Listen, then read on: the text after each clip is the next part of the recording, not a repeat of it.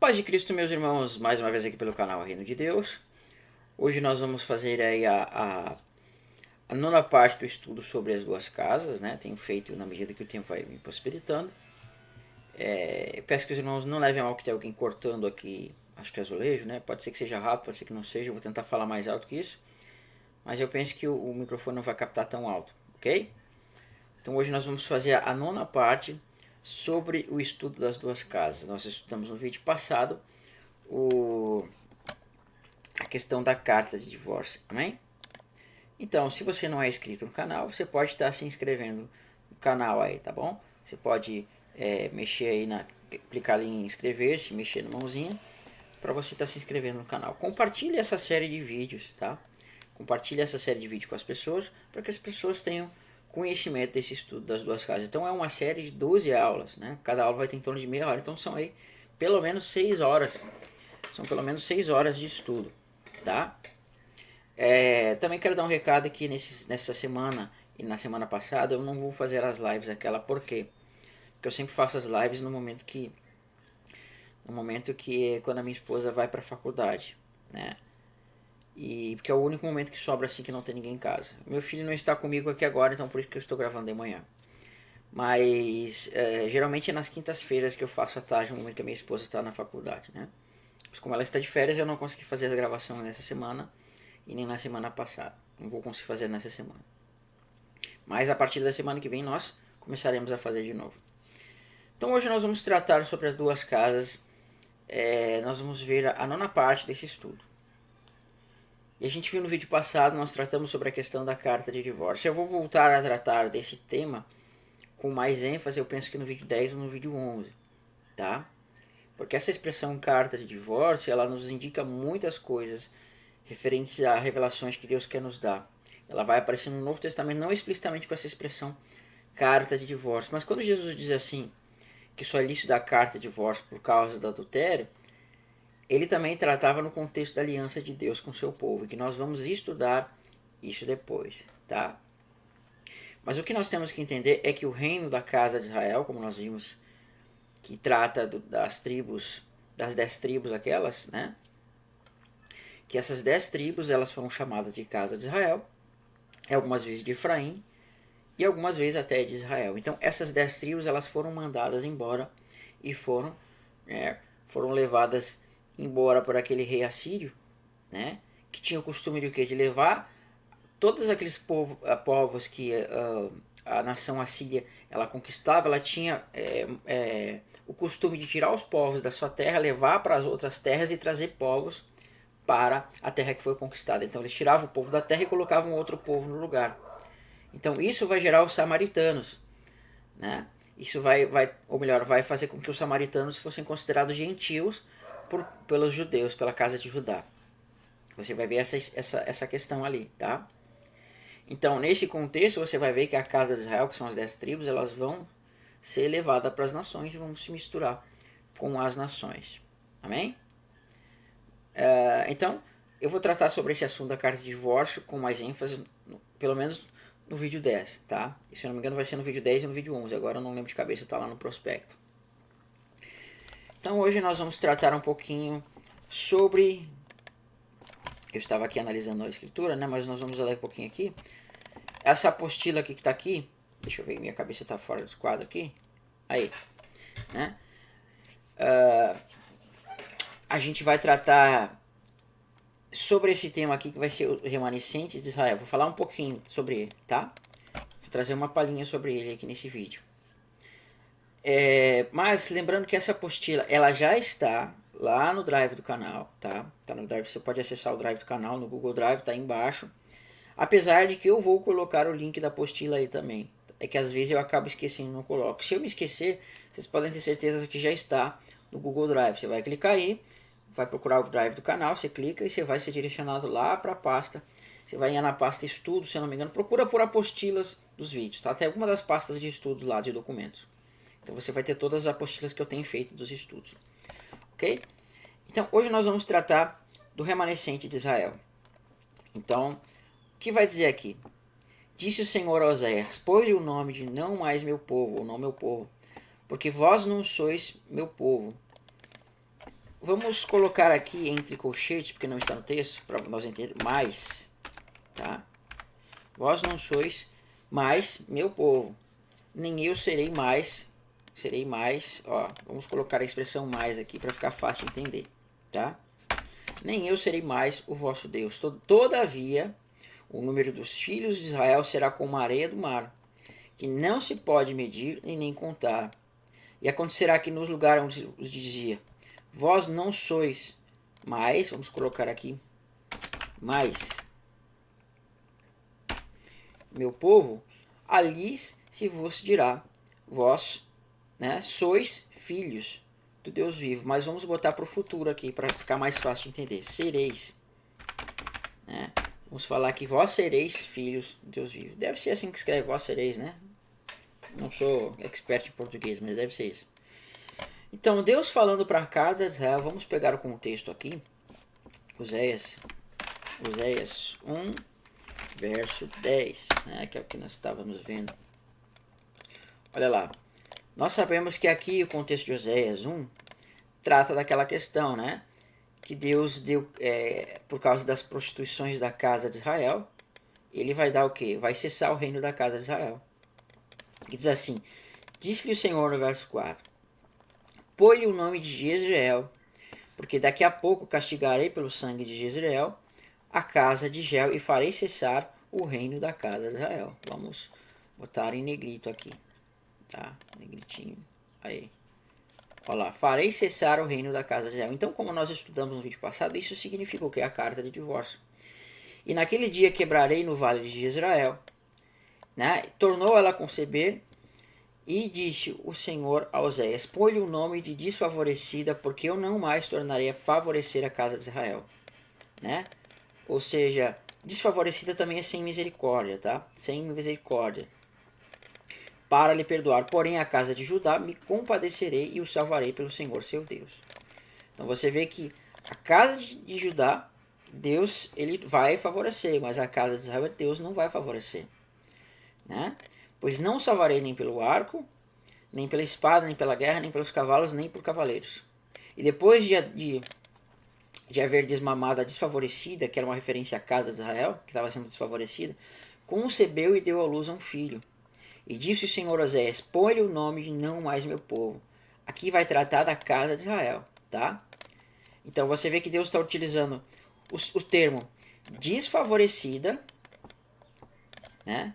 Ou seja, sem misericórdia também o termo desfavorecida, e o termo não mais meu povo, para se referir à casa de Israel, que vai ser rejeitada e vai ser, o seu reino vai ser desfeito. E a casa de Judá, ao contrário, vou marcar aqui ao contrário, né? Deixa eu marcar aqui. Não sei porque não está marcando. Aqui. A casa de Judá, eu salvarei pelo Senhor seu Deus. Estava dando tilt, né? Vamos marcar aqui de uma amarelinha. Olha lá. Porém, a casa de Judá me compadecerei. Então, a casa de Judá ela é considerada povo de Deus e ela é favorecida de Deus. Mas a casa de Israel ela vai ser não favorecida, desfavorecida, né? Vai ser desfavorecida, vamos marcar aqui de vermelhinho. E vai ser não mais meu povo, tá? Por quê? Porque quando Deus diz assim, cessar o reino da casa de Israel, Deus está cessando a aliança com eles. Deus está dando a carta de divórcio, tá? Então, se o casamento representa a aliança com Deus, a carta de divórcio representa o cessar dessa aliança, que a gente tratou no vídeo passado, não vou falar aqui. Né? Então Deus está cessando esse reino, está transformando a casa de Israel em desfavorecida e chamando eles de não mais meu povo. Então agora você conseguiu compreender o contexto que eu tinha aqui no texto, tá? Então vamos lá de novo. Né? Oséias 1, verso 9 a verso 10. Disse o Senhor Oséias, põe-lhe o nome de não meu povo, porque vós não sois mais a casa de Israel, né? Vou colocar aqui, casa de Israel. Israel é maiúsculo, né? Aqui. Aí. Nem eu serei mais o vosso Deus. Todavia o número dos filhos de Israel será como a areia do mar, que não se pode medir e nem contar. E acontecerá que no lugar onde vos dizia, vós não sois mais meu povo, né? Vós não sois mais meu povo, Porque ele está dizendo, vós não sois mais meu povo, para se cumprir o nome que ele colocou aqui, pôr-lhe o nome de não meu povo, naquela criança que nasceria tipificando o povo, que era filho de Oséias. Vós não sois mais meu povo. E se lhes dirá no lugar, vós sereis, ou vós sois filhos de Deus vivo. Então o que ele está dizendo aqui, meus irmãos? Que essa casa de Israel, que foi chamada por Deus, né, que num momento ela foi povo de Deus e foi favorecida por Deus. Agora, quando o reino cessou, ela deixou de ser casa, deixou de ser povo de Deus e foi desfavorecida por Deus. Então, a casa de Israel perdeu esses privilégios, ficou sem aliança com Deus. Então, eles vão ser atirados nas nações, mas Deus vai dar uma promessa sobre uma restauração desse povo, que vai dizer assim: o número dos filhos de Israel será como a areia do mar, que não se pode medir e nem contar. E acontecerá que no lugar onde se lhes dizia, vós não sois mais meu povo, se lhes dirá, vós sois filhos do Deus vivo. Ou seja, vocês serão filhos do Deus vivo. Agora, olha interessante para quem Paulo vai aplicar essa profecia. Acho que está em Romanos 9, né? Eu não estou marcando lá na apostila porque não é o foco do vídeo falar sobre esse tema, tá? Diz assim, olha lá. Que diremos, pois? É Romanos 9, verso 22. Que diremos, pois? Se Deus, querendo mostrar a sua ira, dará a conhecer o seu poder, suportou com muita longanimidade os vasos de iras preparados para a perdição, a fim de que também desse a conhecer as riquezas de sua glória em vasos de misericórdia, que para a glória preparou de antemão, os quais somos nós, a quem também chamou, não só dentre os judeus, mas também dentre os gentios. Assim como também dizia Oséias, chamarei povo meu ao que não era meu povo. Olha só. Lembra que fala não mais meu povo? Então ele está utilizando a expressão de Oséias, tanto que ele vai citar ali, né? Assim como diz Oséias. Chamarei meu povo ao que não era meu povo, e amada que não era amada. Ou seja, a desfavorecida, que agora vai ser favorecida, né? E tá, vai dizer mais. E no lugar onde se dizia, vós não sois meu povo, olha lá, ali mesmo serão chamados de filhos do Deus vivo. E o interessante é que aqui Paulo está aplicando aos gentios. Ele está aplicando isso aos gentios. Mas aqui em Oséias, o texto está sendo aplicado para quem? Para a casa de Israel. Olha a ligação. Disse o Senhor, pois, a Oséias, põe-lhe o nome de não mais meu povo, porque vós não sois mais, né, meu povo, nem sereis eu, nem mais sereis o vosso Deus. Todavia o número dos filhos de Israel será como a areia que está na praia do mar, que não se pode medir, nem contar, e acontecerá que no lugar onde se dizia, vós não sois mais meu povo, né, se lhes dirá, vós sois filhos de Deus vivo. Então, Paulo ele aplica para os gentios, mas Oséias aplica para a casa de Israel. E a gente vai ver que também Pedro, ele vai falar esse texto, ele vai dizer assim, ele vai dizer bem assim,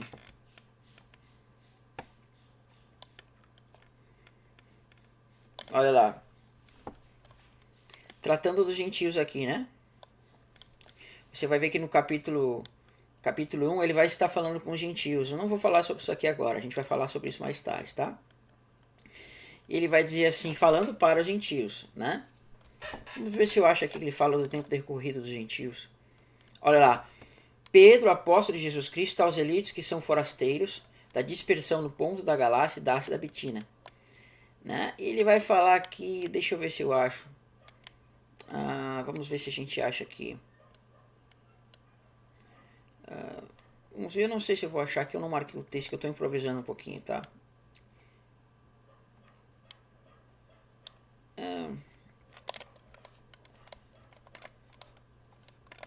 Né? Depois a gente acha que esse texto, eu não marquei ele, acabei esquecendo de marcar o texto dele, tá? Mas tudo bem. Mas você vai ver que ele está falando para os gentios aqui que estão nessas regiões que ele envia a carta, né?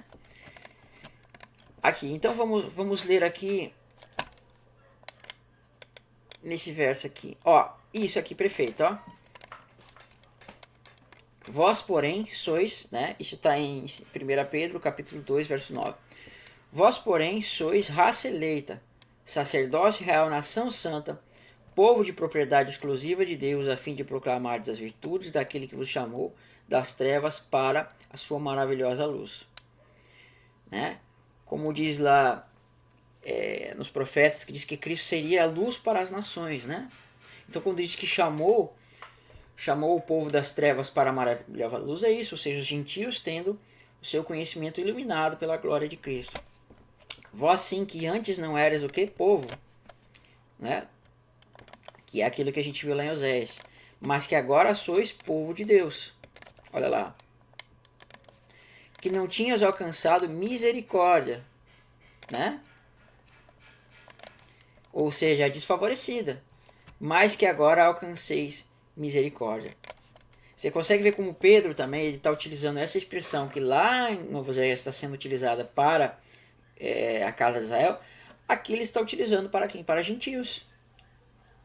Você entende? Então o que nós estamos vendo, meus irmãos?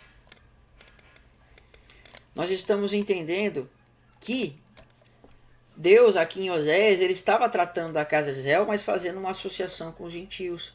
Então ele estava mostrando por meio da casa de Israel como seria, né, que os gentios seriam chamados, ok? Como eles seriam chamados, amém? Então aqui você está vendo a restauração, mas a gente vê que no Novo Testamento vai estar apontando para os gentios, amém? Então vamos voltar de novo nesse texto aqui. Disse o Senhor Oséias: põe-lhe o nome de não meu povo, porque vós não sois mais, né, a casa de Israel, meu povo, nem eu serei mais o vosso Deus. Todavia o número dos filhos de Israel será como a areia do mar, que não se pode medir e nem contar. E acontecerá que no lugar onde vós lhe dizia, vós não sois mais meu povo, ali se lhes dirá, vós sois filhos do Deus vivo. Então você vê que a casa de Israel ela vai ser como está na areia, né, que está na areia do mar, que não se pode medir e nem contar. Agora, em Isaías 10, vai ter uma continuação desse texto que vai dizer assim: e acontecerá naquele dia que o remanescente de Israel, né, da casa de Jacó que se tiverem salvados, nunca mais se estribarão. Né? Estribarão significa confiar, tá? Confiar naquele que o feriu. Mas com efeito se estribarão no Senhor, o Santo de Israel, né? Os remanescentes se converterão ao Deus forte, sim, ao restante de Jacó, porque ainda que teu povo, ó Israel, seja como a areia que está no mar, vamos marcar aqui tudo de negrito, tá? Que seja como a areia que está no mar, o remanescente é que se converterá, né? E a destruição se determinará transbordante de justiça. Então, quando nós olharmos para essas expressões que vão aparecer lá em Romanos e vários outros textos, você tem que ter esses textos na mente, tá? Nós vamos ver aqui, no início aqui de Oséias 1:10, que diz assim: o número dos filhos de Israel será como a areia do mar, que não se pode medir e nem contar. E acontecerá que no lugar onde se diz, vós não sois mais meu povo, ali sereis filhos do Deus vivo. Não está dizendo que todo o povo que é como a areia do mar vai ser salvo, vai ser filho de Deus. Mas o texto vai dizer em Isaías 10, né? Diz assim: ó Israel, ainda que seja como a areia do mar, né? O teu povo, o remanescente é que se converterá. Então, aquele que vai ser considerado por Deus como filhos do Deus vivo, né? E como povo de Deus vai ser justamente o que? O remanescente de Israel. Então é esse que diante de Deus que vai ser considerado como Israel diante de Deus, que vai ser considerado como povo. Então é como se Israel se tornasse tão grande quanto a areia do mar, mas apenas o remanescente desse povo é que vai o quê? Ser considerado como filho de Deus e vai ser considerado como povo de Deus. Amém? Mas em Sofonias vai dizer assim, olha lá, a gente falou sobre os 144 mil, né? Vai dizer sobre esses remanescentes: mas deixarei no meio de ti um povo modesto e humilde, que confia, ou seja, que tem fé, no nome do Senhor. Os remanescentes de Israel não cometerão iniquidade, nem proferirão mentiras, e na sua boca não se achará língua enganosa, porque serão apacentados, e deitar-se-ão, e não haverá quem os espante. Ok? Então esse é o remanescente de Israel. O remanescente de Israel é daqueles que dentre esse povo que se transformaria como a areia do mar, né? Por quê? Porque você vai ver que a casa de Israel, quando ela vai ser julgada nas nações, ela vai começar a se casar com essas nações, começar a ter aliança de casamento e, né, vai ter filhos e vão se multiplicar, exatamente como a areia que está na praia do mar. Então esses descendentes eles vão encher a terra. Ou seja, o sangue, a descendência de Abraão vai encher toda a terra, né? A descendência no sentido literal, no sentido de sangue, vai encher toda a terra. Porque eles vão começar a se multiplicar, eles vão começar a se unir com os povos. Então, você vai ver que o sangue de Abraão vai se multiplicar por todas as nações e vai chegar até nós. Só que mesmo assim, o que vai ser salvo diante de Deus, o que vai ser considerado mesmo sendo da descendência de Abraão, vai ser esses remanescentes. Esses que vão ser considerados diante de Deus como, né, como povo de Deus e como filho de Deus. Nós vamos entender isso daqui um pouquinho, tá? O que significa os remanescentes, meus irmãos? O que significa essa expressão remanescentes? Para nós entendermos isso, meus irmãos, nós vamos ter que olhar para as figuras das coisas que Deus falou, tá? Nós vamos ter que olhar para as figuras e as coisas que Deus vem tipificando na Escritura. Amém? Na Escritura existe uma relação que o próprio Cristo fala, que é de os últimos serão os primeiros. E nesse contexto das duas casas acontece isso. Por quê? Porque nós vamos ver que sempre tem essa relação daquele que veio antes, perdeu o lugar para aquele que vem depois. Então, quando Deus trata dos remanescentes, ele trata com esse sentido. Então, vamos dar uma olhada aqui em números para a gente começar a entender esse conceito por meio das figuras, tá? Diz assim, Números 32, do verso 9 ao verso 13. Né? Aqui fala dos israelitas que saíram do deserto e foram para a terra da promessa. Diz assim, chegando eles até o vale de Escol e vendo a terra, né, os espias desencorajaram o coração dos filhos de Israel, para que não viessem à terra que o Senhor tinha dado. Então, o que o Senhor falou para esse povo? Que ele daria a terra para eles. Então eles mandaram os espias, e esses espias, né, desencorajaram o povo, dizendo que a terra era mal, que tinha gigantes, que não sei o que não daria, eles não conseguiriam tomar posse. Sendo que o próprio Senhor já tinha feito vários sinais na frente deles, né, destruindo nações e fazendo várias coisas, os próprios milagres do Egito. E essas pessoas, com falta de fé, né, não creram, eles foram lá e desencorajaram o povo a não prosseguir para a terra. Então, eles, né, como Esaú, profanaram a herança. Tanto que Deus vai falar que profanaram a terra. Né? Então, eles desencorajaram o povo para não perseguir e entrar na terra. E diz assim, e o coração dos filhos de Israel, para que não viessem à terra que o Senhor lhe tinha dado.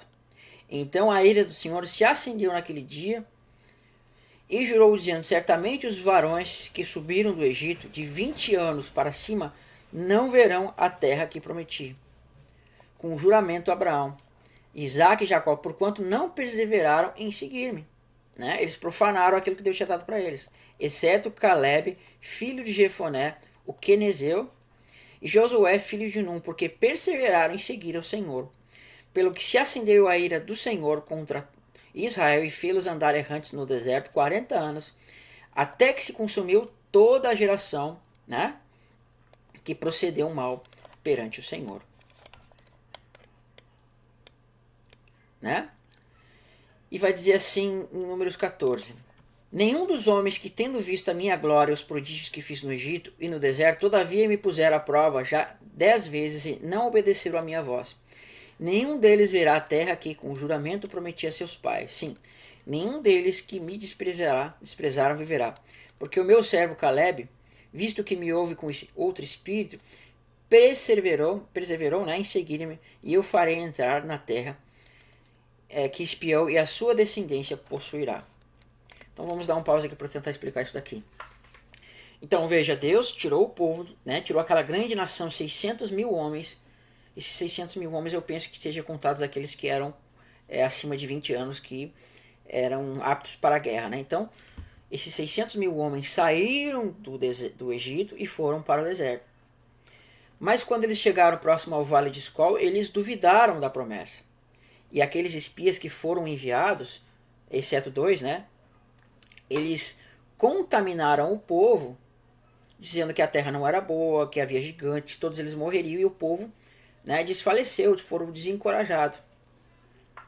Então Deus fala que todos os homens de 20 anos todos os homens de 20 anos para cima morreriam no deserto. Né? Eu penso que as mulheres também, né? Além de não falar de mulheres, mas eu penso que ele fala no homem no sentido de pessoas, né? Então você vê que todos esses de 20 anos para cima, eles morreram. Eles deveriam morrer no deserto. Mas os que entrariam na promessa, justamente seria quem? Os que entrariam na promessa seriam aqueles que eram descendência desses. Ou seja, os de 20 anos para cima morreram. Mas os de 20 anos para baixo, quando se completou os 40 anos, né, você vê que eles iam ter pelo menos 40 anos de idade e eles entrariam na terra da promessa. Então, são aqueles que vieram depois que entraram. Então, não foram os primeiros, foram os últimos que entraram na terra da promessa. E da mesma forma, a gente vai ver que isso vai acontecer no contexto de Isaac, no contexto de Jacó e no contexto da própria igreja. Por quê? Nós vamos ver que o primeiro a nascer vai ser Ismael, tá? O primeiro que vai nascer vai ser Ismael, mas Ismael ele foi o nascido da carne por causa da falta de fé de Abraão e Sara, quando eles não creram. Nós vamos ver que Ismael e Agar foram chamados. Mas eles foram mandados embora e quem tomou a herança foi justamente Isaac, que diante de Deus era primogênito, né? E a gente vai ver que, por exemplo, no contexto de Jacó e Esaú, nós vamos ver que Esaú ele era o primogênito que veio primeiro, mas ele perdeu a herança para Jacó. Ele vendeu a sua primogenitura profanando a herança. E Jacó tomou o seu lugar. Então, aqueles que vieram depois é que tomaram o lugar. Ok? Então, o mesmo acontece lá no contexto em relação ao Israel da primeira aliança e a igreja, vamos colocar assim, tá? Não que eu esteja falando na questão, entre aspas, de substituição, como alguns vão falar, mas eu vou explicar isso depois. Nós vamos ver que aqueles hebreus, aqueles judeus da casa de Judá lá que estavam em Jerusalém, que estavam debaixo da primeira aliança, eles não creram e profanaram a herança exatamente como esses personagens que eu falei no passado. Então, quando Cristo se manifestou, eles não creram e mataram a Cristo. E nós, que viemos depois pela segunda aliança, nós cremos, entramos na herança. Então, é sempre a relação. O primeiro povo não creu, o segundo crê. Ismael não creu, ou melhor, Ismael não pôde herdar, e Isaac herdou no seu lugar. Né? Esaú profanou a herança, Jacó tomou o seu lugar. Então, da mesma forma, esses que saíram do Egito, que viram as maravilhas, não creram, os seus filhos tomaram a posse. Então, esses filhos são o quê? O remanescente desse povo que veio. Né? Eles são aquele remanescente desse povo que morreu no deserto, mas os seus filhos passaram a herdar. Então, quando nós vemos essa expressão remanescente, meus irmãos, lá que Deus está falando, é justamente isso. Por quê? Por que justamente isso? Porque, ou seja, os seus pais, tendo posse da herança, não creram, eles profanaram a herança e eles foram tirados da terra. Eles não permaneceram na terra de Israel. Mas os seus filhos que vão ser tirados nas nações, que são remanescentes desse povo, né? Eles vão crer e vão entrar na herança. Por isso que Deus fala, os remanescentes se converterão, ou seja, os primeiros, que são seus pais, eles não creram. Mas os remanescentes desse povo, eles vão entrar na herança porque eles vão crer. Né? Ainda que sejam como a areia que está na praia do mar, o remanescente desse povo é o que vai crer. Okay? Então é isso que Deus está mostrando para nós ali. Agora, em Josué 5, olha só, em Josué 5, do verso 1 ao verso 9, Deus vai mostrar a relação desses que viriam depois, né? Porque aqueles que saíram com Moisés não entraram, mas os que saíram do deserto com Josué, esses vão entrar na terra. Então isso é uma relação para nós, porque aqueles que foram guiados por Moisés, no contexto da primeira aliança, eles não puderam entrar na herança. Mas aqueles que vão ser levados por Josué, que tipifica Jesus, esses vão entrar na terra prometida. Então Moisés levou o povo até o deserto, mas quem introduz na herança é Josué, mostrando que Moisés, ou seja, a primeira aliança, conduziria o povo até o deserto, mas quem levaria o povo para a herança seria Jesus, ou seja, por meio da segunda aliança. Então a primeira aliança vai carregar o povo, mas vai ser a segunda aliança por meio de Jesus que vai introduzir o povo na herança. Então vamos analisar o caráter que Deus estava testemunhando de quem seria que entraria na terra, tá? Isso tipifica para nós. Em Josué capítulo 5, do verso 1 ao verso 5, vai dizer assim: Sucedeu que, ouvindo todos os reis dos amorreus que habitavam deste lado do Jordão ao ocidente, e todos os reis dos cananeus que estavam em pé do mar, que o Senhor tinha secado as águas do Jordão de diante dos filhos de Israel até que passamos. Desmaiou-lhes o coração e não houve mais alento neles, por causa dos filhos de Israel. Esses são aqueles que estão saindo do deserto, né, com Josué. Naquele tempo disse o Senhor a Josué: fazes facas de pederneira, passa de novo a circuncidar os filhos de Israel. Então Josué fez para si facas de pederneiras e circuncidou os filhos de Israel em Gibeate Haralote. Foi esta a razão porque Josué o circuncidou. Todo o povo que tinha saído do Egito, homens, todos os homens de guerra eram mortos no deserto. Pelo caminho, porque todo o povo que saía, ou seja, que saíra do Egito, era circuncidado. Então você vê, os que vieram antes, eles eram o quê? Vamos marcar aqui. Circuncidado.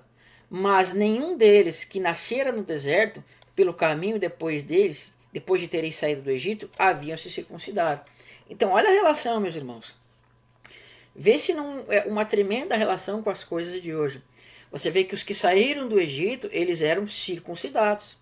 Mas eles não perseveraram em seguir o Senhor e morreram no deserto circuncidados. Mas aqueles que Josué conduziu para fora do deserto, eles não eram circuncidados, mas eles creram e entraram na terra da herança incircuncisos.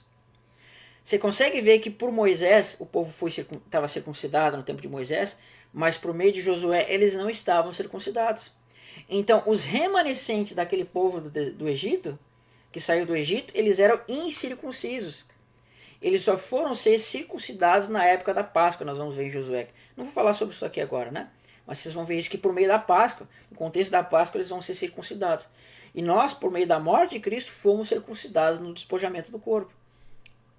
Né? Então, os que saíram do Egito eram circuncidados e não herdaram.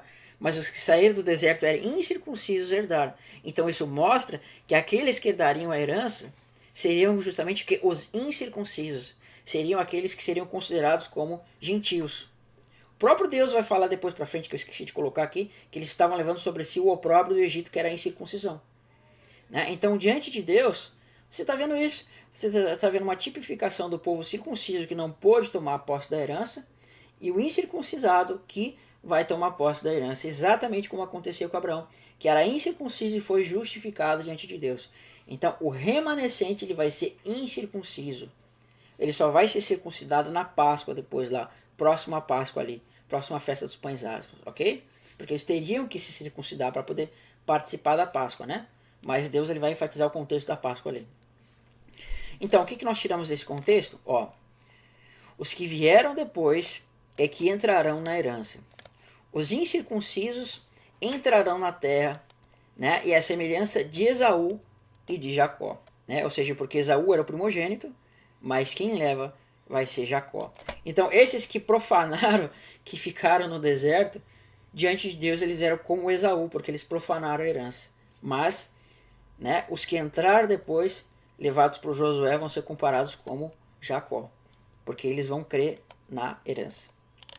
Então, os últimos serão primeiro. Eu falei um pouco do que eu ia falar aqui, mas nós vamos ver mais com alguns detalhes, tá? Jeremias 31, verso 7 a verso 10 diz assim: porque assim diz o Senhor, cantai com alegria, exultai por causa da cabeça das nações e proclamai, cantai louvores, dizei, salva, Senhor, o teu povo, o remanescente de Israel. Olha só, eis que te trarei da terra do norte. Olha lá, a terra do norte vai falar, né, das nações para onde eles foram levados. Eis que te trarei da terra do norte e os congregarei das extremidades da terra. Entre eles também os cegos, aleijados, as mulheres grávidas e de parto, em grande congregação. Olha isso aqui, meus irmãos. Olha que tremendo isso daqui. Em grande congregação. Essa palavra congregação no hebraico é a palavra kahal, que no grego vai dar origem à palavra eclésia, e no português vai dar a origem à palavra igreja. Então você consegue ver que Deus está dizendo assim, que vai trazer os remanescentes de Israel, né? Da terra do norte, ele vai congregar eles das extremidades da terra, e entre eles também os cegos, aleijados, as mulheres grávidas de parto, em grande congregação, ou seja, em grande assembleia, em grande igreja, voltarão para aqui e virão com choro, e com súplicas levarei guia-lo-eis aos ribeiros das águas. Olha o Salmo 23 aqui, né? Por caminho reto que não tropeçarão, porque sou pai para Israel. E Efraim é meu primogênito. Olha só que legal isso daqui. Efraim é meu primogênito. Né? Ouvi a palavra do Senhor, ó nações, e anunciais as terras longínquas do mar, e dizei, aquele que espalhou Israel entre as nações, né? O congregará e guardará como pastor do seu rebanho. Então olha que tremendo, ele está usando aqui a expressão Efraim é meu primogênito. Por quê? Porque, meus irmãos, ele está utilizando a expressão Efraim é meu primogênito. A expressão aqui primogenitura não quer dizer necessariamente o primeiro, mas quer dizer aquele que tem posse da herança. E de novo nós vamos ter a mesma relação de coisas, tá? A mesma relação de que aquele que veio antes ele profanou a herança e o que vem depois vai tomar posse da herança. Por quê? Deus está chamando Efraim de primogênito porque ele está mostrando essas 10 tribos, como a gente viu que elas foram tipificadas em Efraim, né? Como a gente viu no vídeo passado, e está chamando agora essas 10 tribos de Efraim e de primogênito, para mostrar que essas 10 tribos agora restauradas seriam como primogênito diante de Deus e tomariam posse da herança. Mas por que Efraim ele está utilizando aqui? Porque primeiro, a expressão Efraim significa frutífero, multiplicar, ser fecundo. Então Deus vai atirar nas nações a Efraim, Israel, que é as 10 tribos, e essas 10 tribos vão se multiplicar nas nações, vão crescer, vão frutificar e vão ficar tão grande quanto a areia do mar. Mas elas vão retornar, né, como um primogênito que tem direito a uma herança. Isso já estava testificado lá em Gênesis, tá? Porque Deus está chamando de Efraim primogênito porque ele está mostrando que é Efraim que é considerado primogênito diante de Deus. E não a casa de Judá, ou seja, Efraim é a casa de Israel, que vai ser o quê? Aquele que tem a herança, por isso que é chamada de primogênito. Mas a gente vai ver que a casa de Judá vai ser testificada como o quê? Vai ser testificada como Manassés, né? Então vamos lá ver isso daqui. Gênesis 48, do verso 11 ao verso 19, diz assim: Então disse Israel a José, que é Jacó, eu não cuidava em ver o teu rosto, e eis que Deus me fez ver os teus filhos também. E José, tirando dentre os joelhos de seu pai, inclinou-se à terra diante de sua face.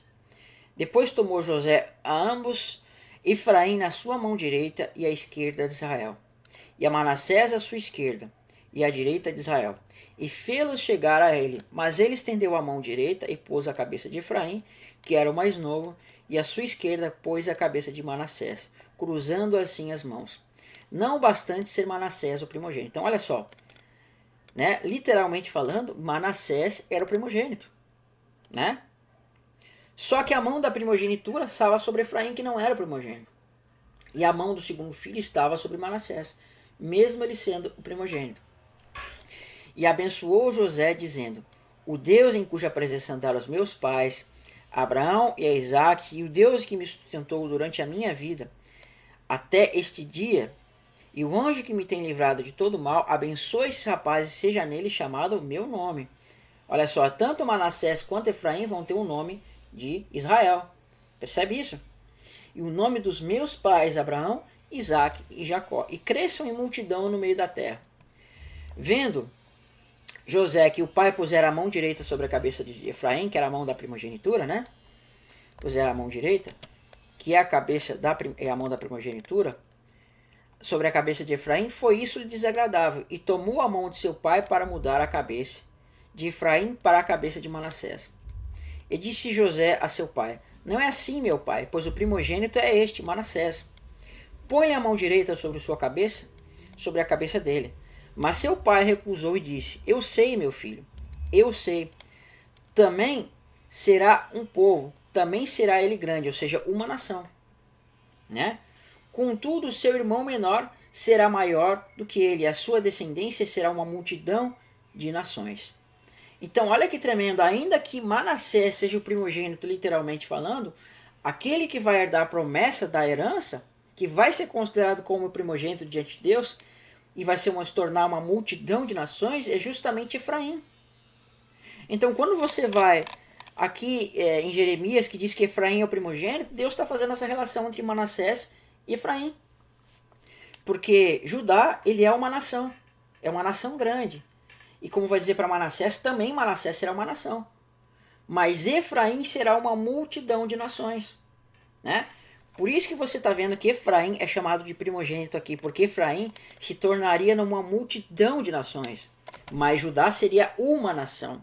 Então, essa multidão de nações tipificada em Efraim seria o quê? O primogênito. Então, quando Deus fala Efraim é meu primogênito, é para mostrar que essa promessa da frutificação, né, ela se concluiu e agora, diante de Deus, esses gentios são levando a primogenitura e vão ter a posse da herança, né?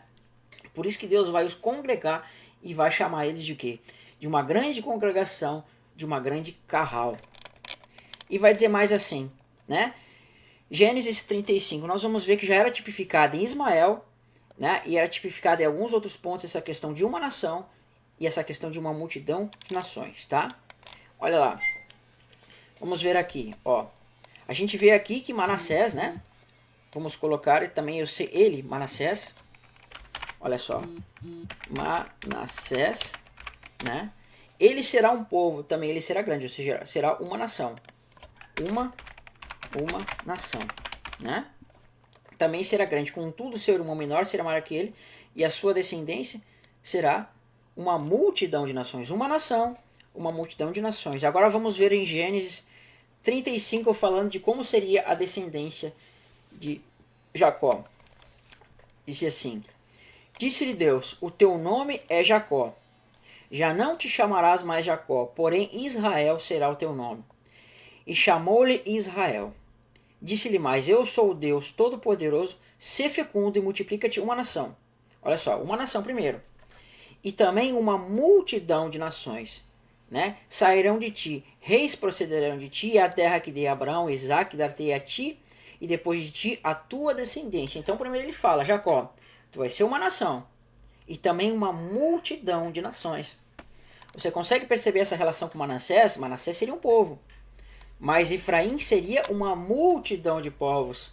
E a sua descendência seria uma multidão de povos, né?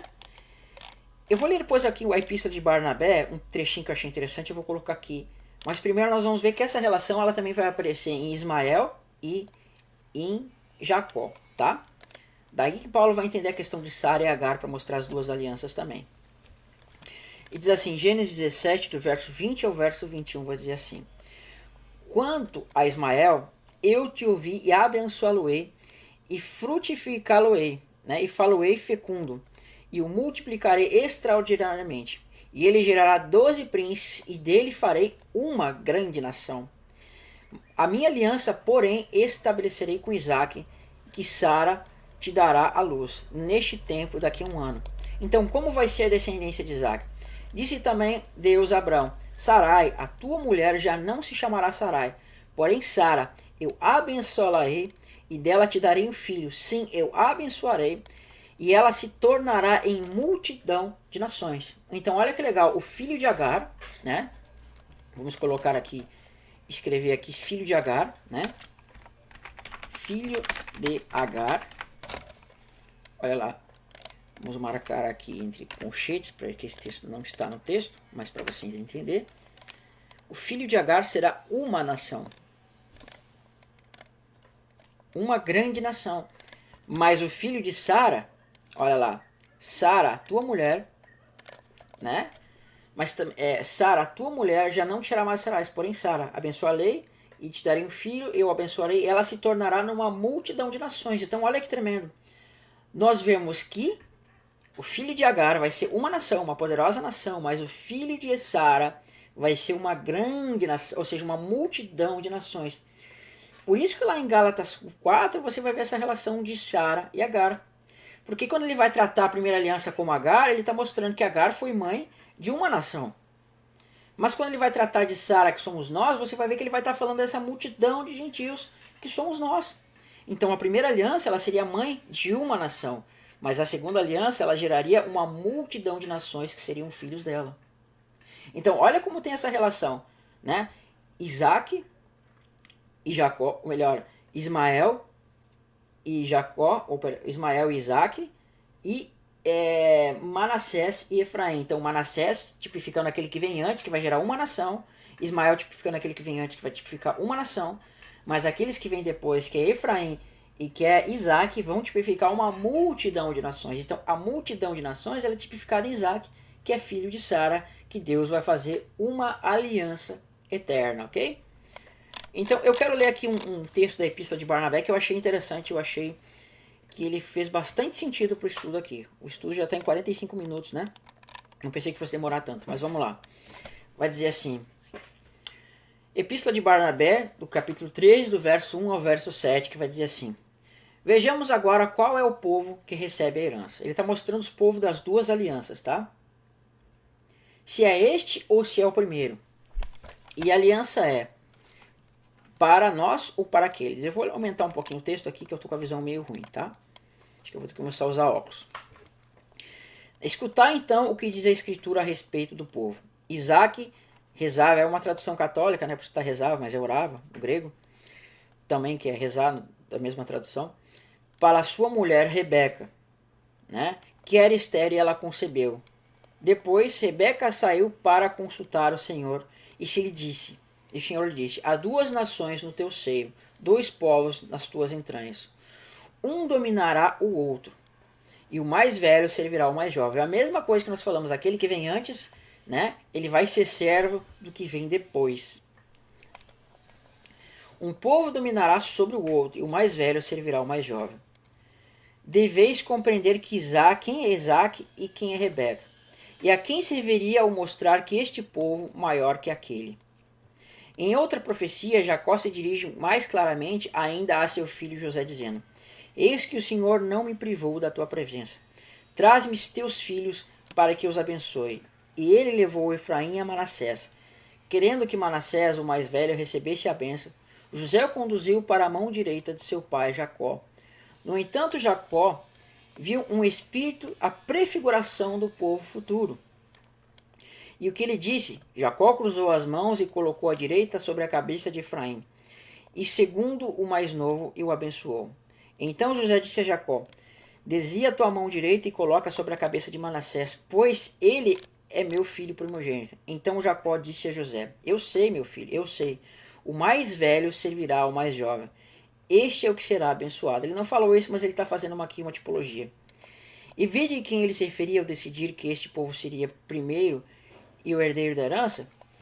Se isto ainda nos é lembrado, o caso de Abraão, então o nosso conhecimento torna-se completo.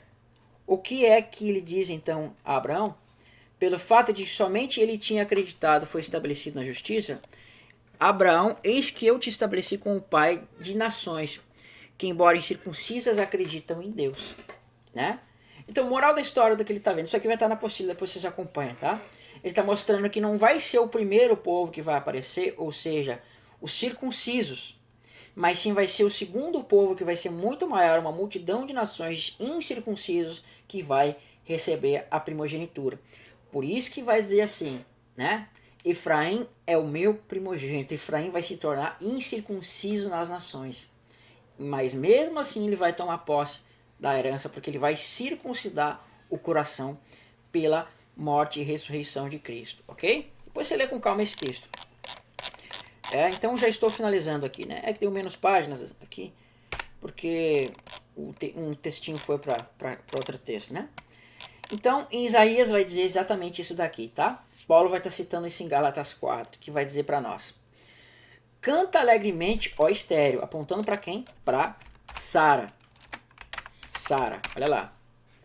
Que não destes à luz. Exulta com alegre canto e exclama, tu que não tiveste dor de parto, porque mais serão os filhos da mulher solitária, que foi a que recebeu carta de divórcio, né? Que é a casa de Israel, né? Uma multidão de nações, vou botar aqui junto aqui. Ela recebeu carta de divórcio, por isso que ela está solitária, né? Uma multidão de nações, que é Sara, do que os filhos da casada, uma nação, que é Agar. Então, essa que foi abandonada, ela vai ser restaurada, né? E vai ser mãe de uma multidão de nações, E os filhos dela vão ser maior que os filhos da casada, que é uma nação, que é a casa de Judá. Casa de Judá. Olha lá. De Judá. Judá. Olha aí. Diz o Senhor: alarga o espaço da tua tenda, estenda o todo da tua habitação, não impeças. Alongas as tuas cordas e firma bem as tuas estacas, porque transbordará para a direita e para a esquerda, e a tua posteridade possuirá as nações, e fará que se povoem as cidades assoladas. Deixa eu explicar esse texto aqui. Mas nós vamos aqui em Isaías 54, nós vamos ver a continuação, tá? Eu quero fazer um vídeo sobre isso aqui mais pra frente. Olha lá. Canta alegremente, olha lá, canta alegremente, ó tu que não deste a luz, exultou com alegre canto, etc, etc, mulher solitária. Né? Porque, quem é essa mulher? Olha lá, verso 7. Ó, porque o Senhor, verso 6, te chamou como mulher desamparada, de espírito abatido, como mulher da mocidade que fora repudiada. Olha que legal. Você vê aqui que Deus está chamando essa mulher novamente como mulher que fora repudiada. Por breve momento te deixei, mas com grande misericórdia torno a acolher-te. Depois você vai ver o contexto, ele vai estar edificando essa mulher não como Jerusalém terrena, mas como Jerusalém celestial, né? Com safiras, um monte de coisa ali, argamassa colorida, de pedras preciosas e tudo mais. Então essa mulher que está sendo restaurada aqui, que vai ser mãe que vai ter muito mais filhos, ela é a casa de Israel que está sendo restaurada, não como Jerusalém terrena, mas como Jerusalém celestial. Então fala assim: canta alegremente, ó estéril, que não desce a luz. Exulta com alegre canto e exclama, tu que não tiveste dor de parto, porque mais serão os teus filhos, né, os filhos da mulher abandonada, ou seja, serão uma multidão de nações, do que os filhos da mulher que permaneceu casada, que é Judá. Então os filhos de Judá vão ser uma nação, mas os filhos de Sara, que está aparecendo aqui, que é estéril, vão ser uma multidão de nações. Mas você vê que o filho da casada, que é Judá, eles vieram antes. Mas os filhos dessa mulher restaurada, eles vão vir depois com uma multidão de nações. Amém? Eu vou tratar desse texto num vídeo específico sobre isso. Que ele é um estudo à parte, difícil de falar, mas a gente vai estudar futuramente. Né? Então, o que nós vamos entender aqui desse estudo? A expressão Efraim, né, significa primogênito para mostrar o herdeiro, que está sobre Efraim.